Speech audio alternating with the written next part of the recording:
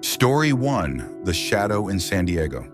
The sun dipped low over the Pacific, casting a golden glow across the San Diego skyline, its shimmering reflection dancing on the waves. Emily Harper, a 28-year-old graphic designer from Sacramento, had always been a wanderer at heart. With a restless spirit and a bucket list that spanned continents, she thrived on the thrill of exploring new places. Her friends, tethered to their demanding jobs or tight budgets, rarely joined her adventures, so Emily had grown accustomed to traveling solo. This time her destination was San Diego, a city she'd yet to check off her list of California's urban jewels.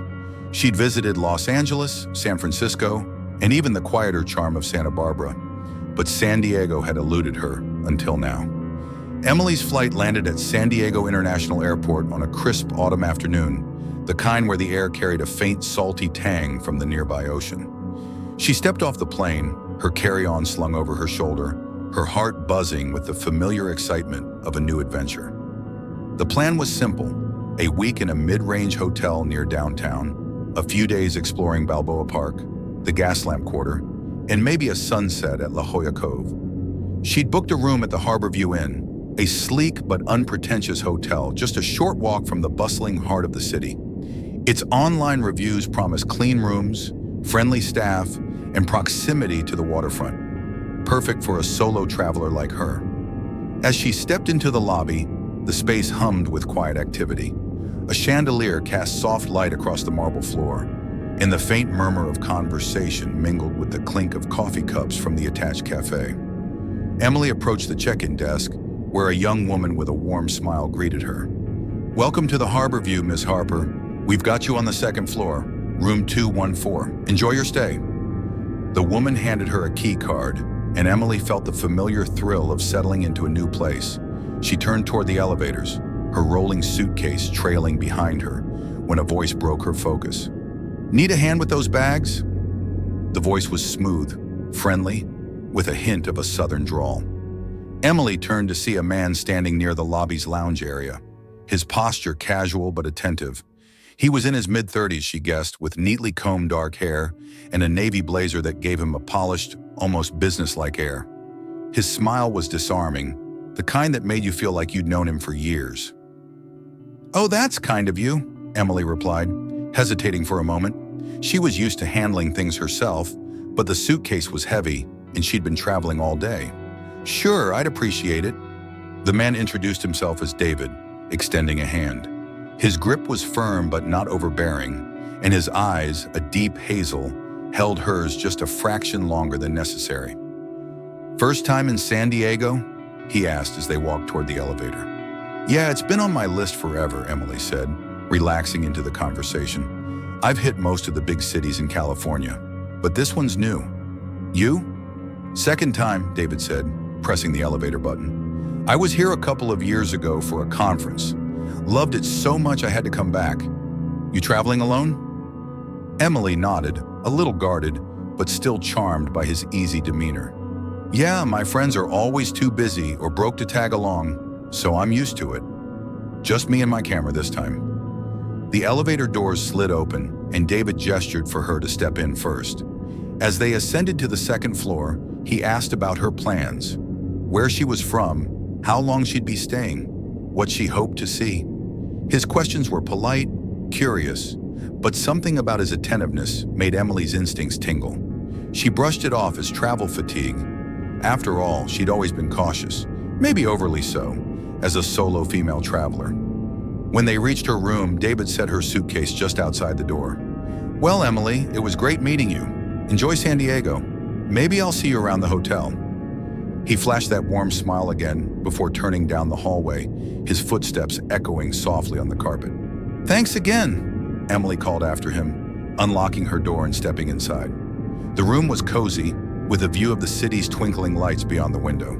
She flopped onto the bed, exhausted but content, and let herself drift into a quick nap to recharge for the evening ahead. An hour later, refreshed and ready to explore, Emily headed back to the lobby. She was about to step outside when the woman from the front desk, her name tag read Lydia, waved her over, her expression serious. "Miss Harper, can I have a word?" Lydia's voice was low, almost conspiratorial. Emily approached, curious. Sure, what's up? Lydia glanced around, ensuring no one was within earshot. That man you were with earlier, the one who helped with your bags, did he do anything unusual when you went upstairs?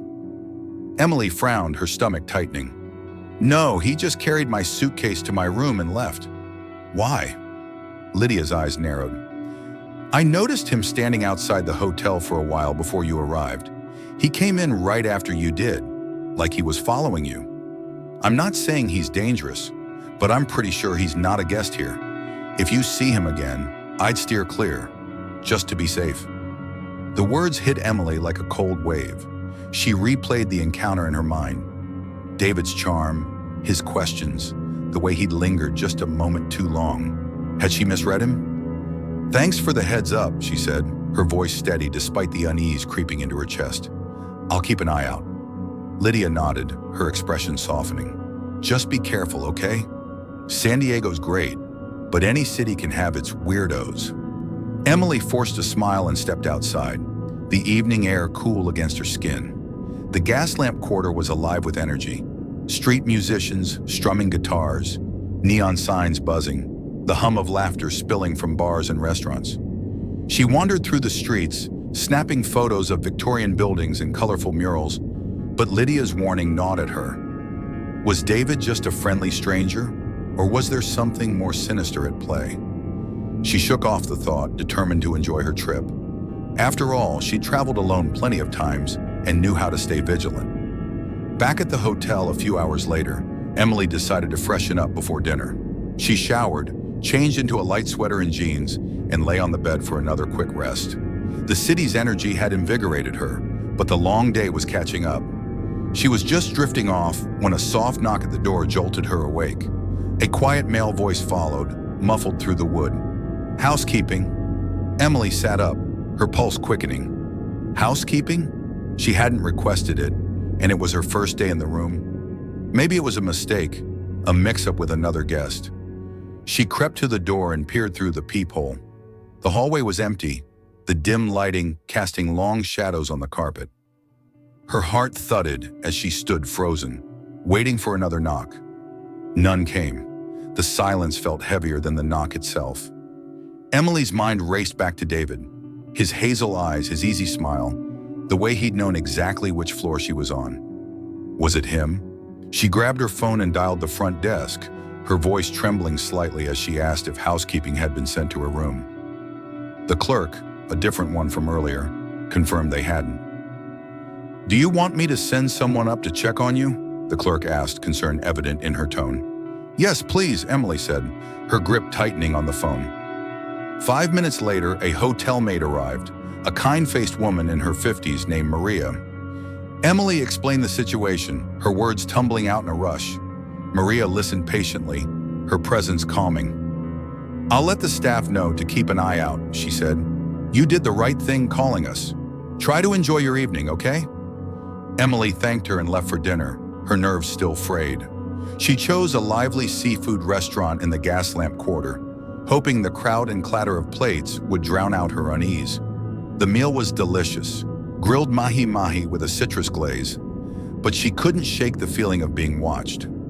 Every time a waiter passed or a door swung open, her eyes darted to check. She scolded herself for being paranoid. It was probably nothing, just a mix-up. Still, she kept her phone close, her thumb hovering over the emergency call button. After dinner, Emily joined a city lights tour, a guided bus ride through San Diego's illuminated landmarks. The tour was a welcome distraction, the guide's cheerful commentary about the Coronado Bridge in Old Town soothing her nerves. By the time she returned to the hotel around 10 p.m., she felt a bit more grounded. She stopped at the front desk to speak with the night clerk, a young man named Carlos, and recounted the strange knock and Lydia's earlier warning about David. Carlos frowned, his fingers pausing on the keyboard. That's concerning. I haven't seen anyone matching that description in the lobby tonight, but let me check the cameras on your floor. He pulled up the live feed, and Emily leaned over the counter to see. The hallway was empty, the same dim lighting casting an eerie glow. Looks clear, Carlos said. I'll make a note for the staff to keep watch. If anything else happens, call us right away. Emily thanked him and headed to her room, her footsteps echoing in the quiet hallway. She double-checked the deadbolt and chain on the door before changing into pajamas and settling into bed.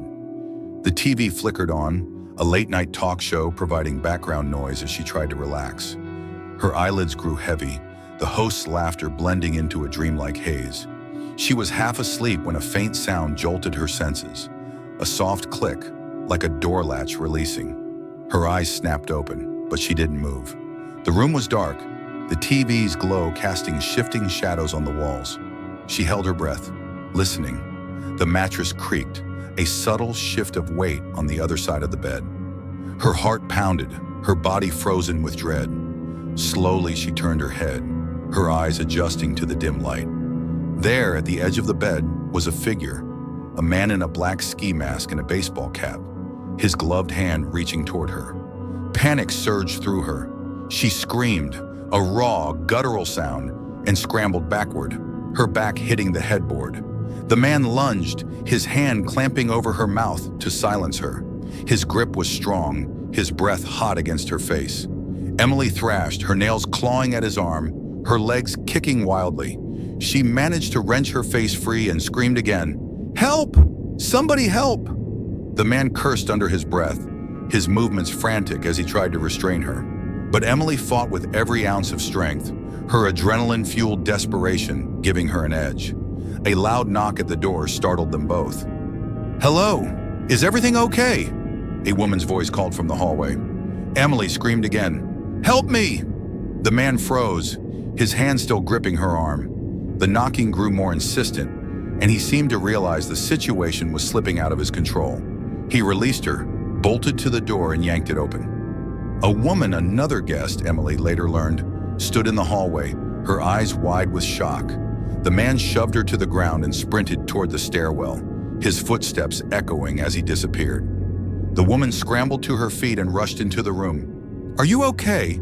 she asked, her voice trembling. Emily was shaking, tears streaming down her face as she nodded, unable to speak. The woman, Sarah, a nurse staying in the room next door, stayed with her, her calm presence anchoring Emily as other guests and hotel staff arrived. The police were called, and within minutes the hallway was filled with concerned faces and flashing lights. The investigation revealed chilling details. The hotel's security footage showed a man in a mask entering through a service entrance, using a master key to access Emily's room. The key, the police later discovered, had been stolen from a housekeeping cart earlier that day. The mask and hat obscured his identity, but Emily's gut told her it was David. The way he'd known her floor, the timing of his appearance in the lobby, the eerie knock earlier that day, it all pointed to him. The hotel manager, horrified by the breach, offered Emily a full refund and a new room on a different floor.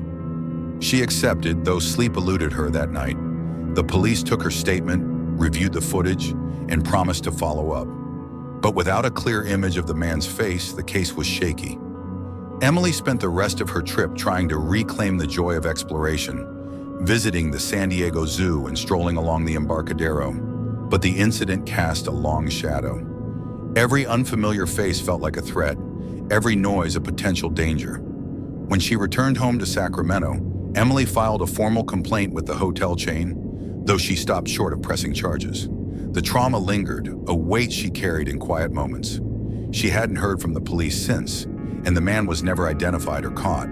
The experience changed her, making her more cautious, less trusting. Yet Emily refused to let it define her. She continued to travel, her camera always at her side, but now she carried a small canister of pepper spray and a sharper awareness of the world's hidden dangers. The memory of that night in San Diego would stay with her forever, a reminder that even in the brightest cities, shadows could lurk just out of sight. But Emily was a survivor, and she'd be damned if she let fear steal her wanderlust. With each new trip, she reclaimed a piece of herself, determined to keep exploring, one city at a time. Story 2. The Stranger on the Flight. The winter of 2013 was a brutal one in New York City, with snow piling high on the sidewalks and an icy wind cutting through the streets. For Sofia Petrova, a 19-year-old freshman at NYU, the city was both a dream and a challenge. Born in Sofia, Bulgaria, a small, vibrant country nestled between Romania and Greece, she'd grown up in a close-knit family, surrounded by the rolling hills and ancient history of her homeland. Coming to New York for college had been a leap of faith, a chance to chase her ambition of becoming a journalist. But as Christmas break approached, the distance between her and her family felt like an ache she couldn't ignore. Sofia had a plan, a surprise trip home to Bulgaria. She hadn't told her parents or her younger sister Elena, wanting to see the shock and joy on their faces when she walked through the door. The thought of it warmed her as she packed her small apartment in Greenwich Village, stuffing sweaters and gifts into a worn tote bag. Her flight was booked through Istanbul, a long but affordable route, and she'd leave from JFK just days before Christmas Eve. The airport was a madhouse, a chaotic swirl of travelers hauling overstuffed suitcases and screaming children. Sofia navigated the security lines, her slight frame, barely 5 feet tall and 110 pounds, making her feel like a minnow in a sea of sharks. After hours of waiting, weighing luggage, and dodging harried passengers, she finally boarded her flight to Istanbul. The plane, a massive Boeing 747, was packed, the air thick with the hum of anticipation and exhaustion. Sofia found her seat in economy, a middle seat in a row of 3 near the back. She stowed her tote bag under the seat and settled in, her earbuds ready to drown out the world with a playlist of indie rock. To her right sat a man in his late 20s, his dark hair neatly combed, his glasses reflecting the overhead lights. He was muscular, his black sweater stretched tight across his shoulders, and he gave her a polite nod before burying his nose in a book. He seemed harmless, reserved, the kind of person who'd keep to himself for the 8-hour flight. To her left, however, was another story. The man in the window seat was older, maybe in his 40s, with a gaunt face and restless hands.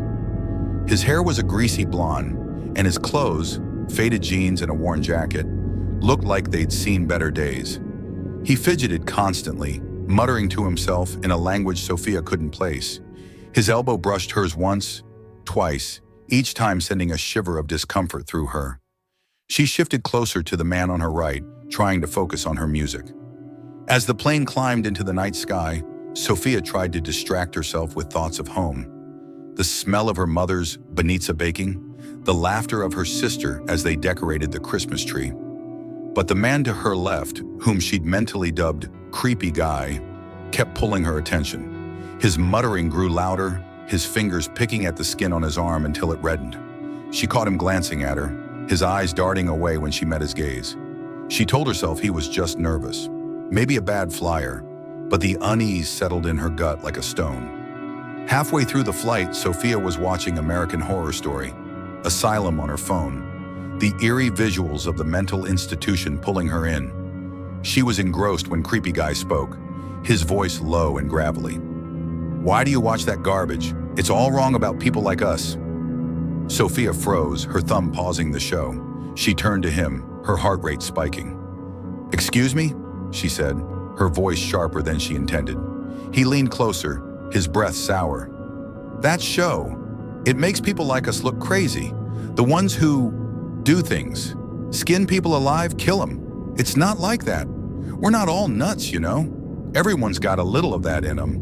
The words hung in the air, chilling her to the bone. Sofia's mind raced. Was he joking? Drunk? Mentally unstable? She forced a nervous laugh, trying to diffuse the tension. It's just a show. I don't think it's supposed to be real." He stared at her, his eyes unblinking, a faint smile curling his lips. "You'd be surprised what's real," he said, his voice dropping to a whisper. "I bet you'd look real pretty. Under your skin." Sofia's blood ran cold. She turned away, her hands trembling as she shoved her earbuds back in. Her heart pounded so loudly she was sure he could hear it. The man on her right glanced over, his brow furrowing, but he didn't speak. Sofia wanted to scream, to demand a new seat, but the plane was full, and she didn't want to provoke Creepy Guy further. She spent the rest of the flight rigid, her eyes fixed on her phone, every rustle from his seat sending her nerves into overdrive. When the plane finally landed in Istanbul, Sofia grabbed her tote bag and bolted down the aisle, her small size letting her weave through the crowd. She didn't look back, didn't want to know if he was watching. The layover in Istanbul was a blur of crowded terminals and overpriced coffee, but she felt safer in the bustle of the airport. The flight to Sofia, Bulgaria, was mercifully uneventful, and when she stepped off the plane and into her mother's arms, the relief was overwhelming. Christmas with her family was everything she'd hoped. Laughter, warmth, the comfort of home. But Creepy Guy's words echoed in her mind, a dark undercurrent to the holiday cheer.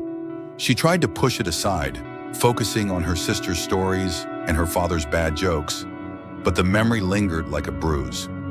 In January, as Sophia prepared to return to New York, she was cleaning out her tote bag when her fingers brushed against something unfamiliar.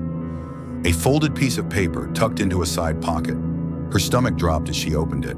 The handwriting was scrawled, the ink smudged.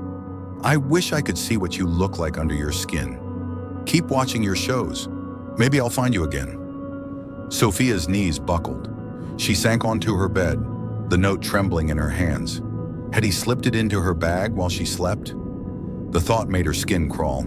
She wanted to burn the note, to erase it entirely, but a part of her knew she should keep it, just in case. She tucked it into a drawer, trying to forget. A month later, her sister Elena sent her a link to a news article. The headline made Sophia's heart stop.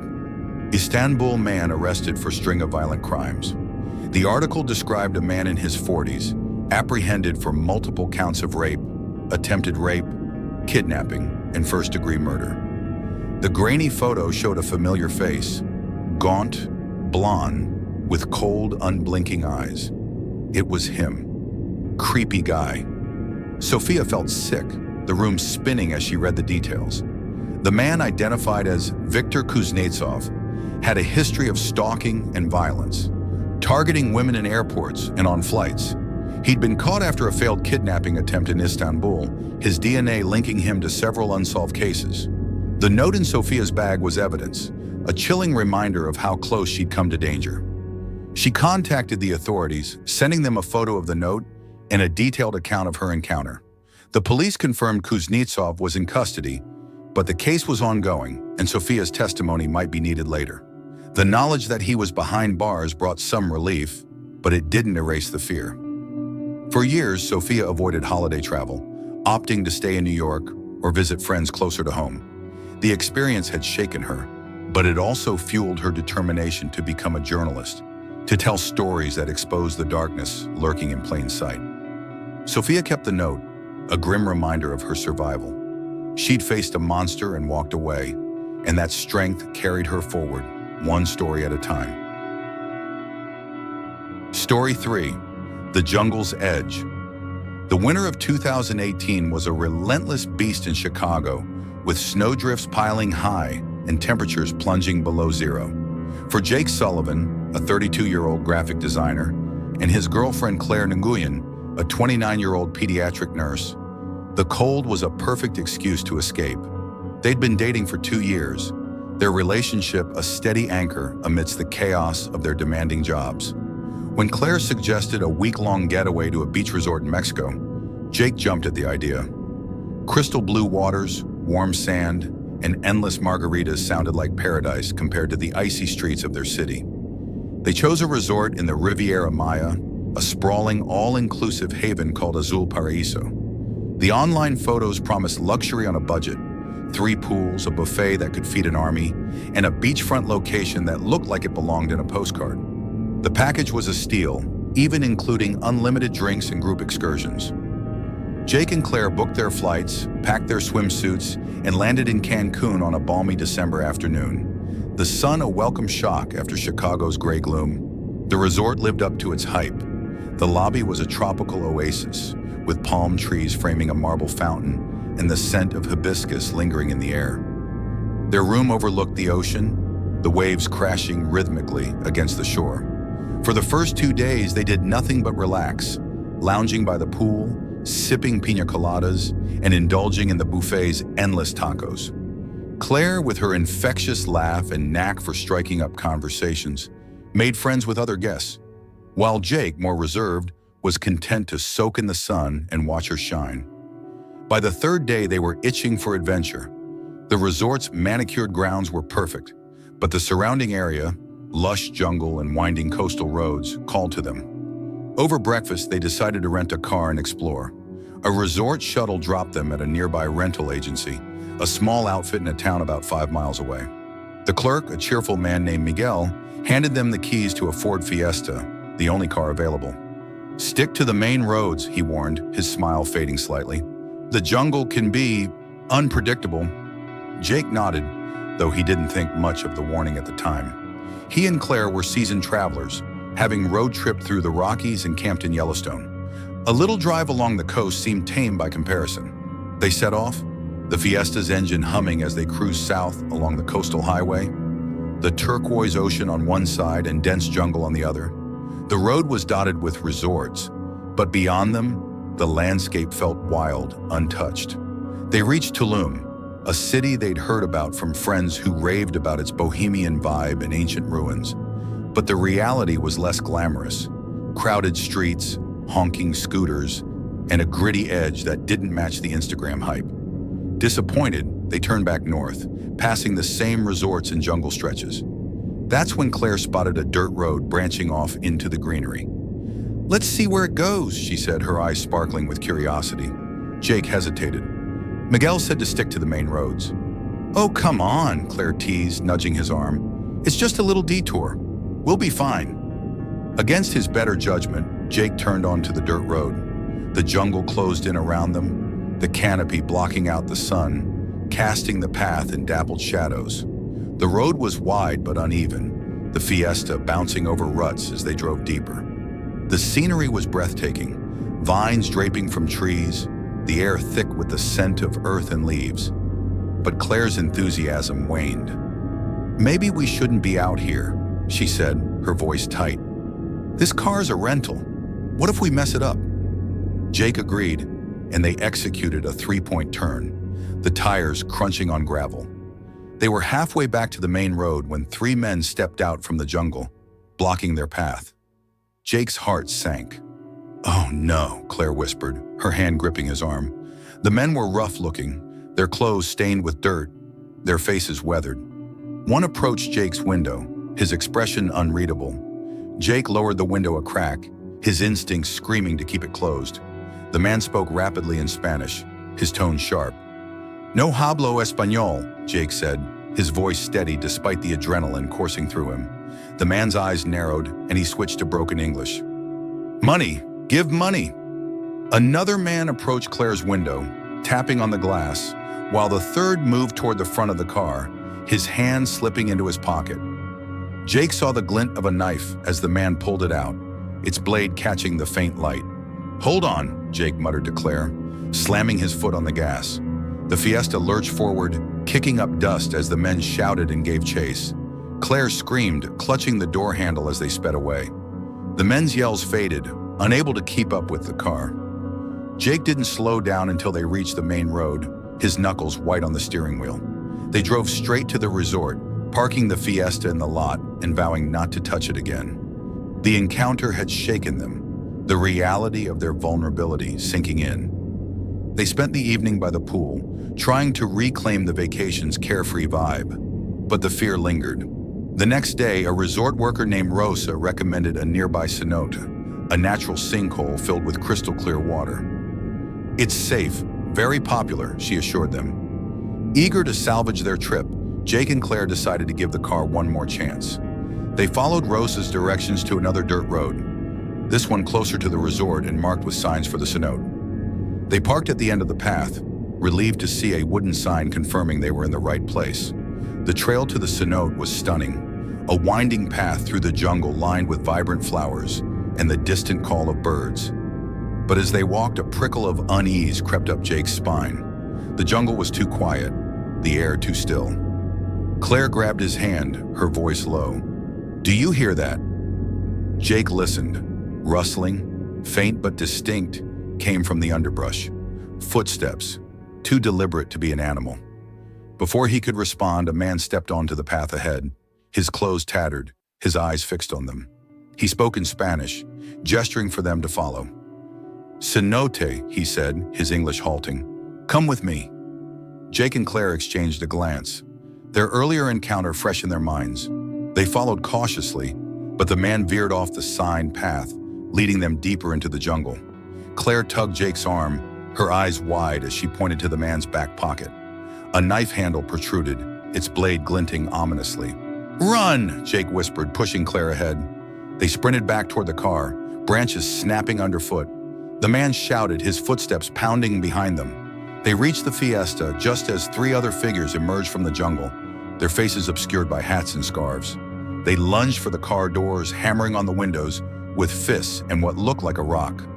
Jake fumbled with the keys, the engine roaring to life as Claire sobbed beside him. He floored the gas, the car fishtailing as they sped away. The men's shouts faded, but the terror didn't. They returned the car to the rental agency that day, the Fiesta miraculously undamaged save for some dirt stains. A shuttle brought them back to the resort, where they stayed for the rest of their trip, too shaken to venture out again. They reported the incidents to the resort staff, who promised to warn other guests. Jake and Claire left Mexico, vowing never to return, the paradise they'd imagined tainted by fear. Back in Chicago, they tried to move on, but the memories of those jungle encounters lingered, a reminder of how quickly a dream vacation could turn into a nightmare. They'd escaped, but the jungle's shadow followed them home, a cautionary tale etched into their hearts.